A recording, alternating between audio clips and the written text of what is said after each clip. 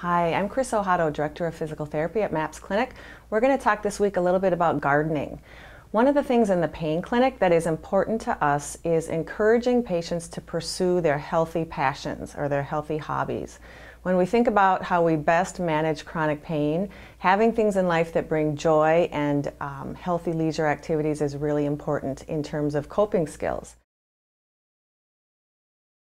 When it comes to gardening, I think it's important to look at two different sorts of gardening. Some people or patients are interested in doing container gardening, and if what you like to do involves planting flowers or vegetables in pots, one of the best tips that you can incorporate into your hobby is to bring the pots up to a level that allows you to stand up straight, as opposed to working with pots when they're on the ground and bending forward.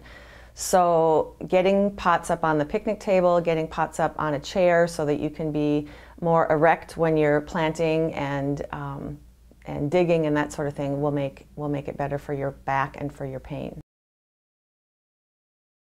Another body mechanics tip related to gardening with pots is whenever you're carrying a pot that's filled with dirt, hold the pot right up against your body when you're walking, as opposed to holding it out in front of you.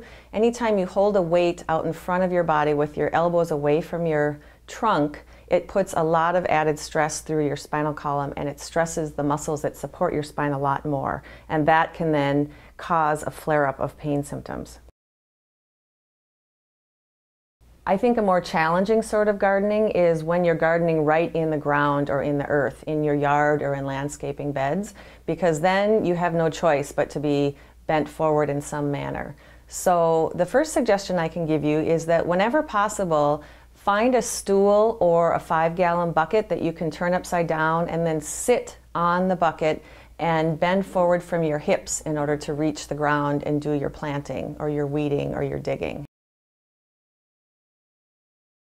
It's always helpful if you can keep your back as straight as possible and think about taking that forward bend at the hip joints as opposed to rounding through the back. Whenever you round through the spine to get to the ground to do the digging or the weeding, you're putting extra stress and strain on the joints and the muscles of the spine, whereas if you keep the spine neutral and then just hinge forward at your hips, almost like a piece of plywood, we'll say to our patients, hinge forward as a unit, then you don't get the same sort of compressive forces through your back that can contribute to a flare-up of pain.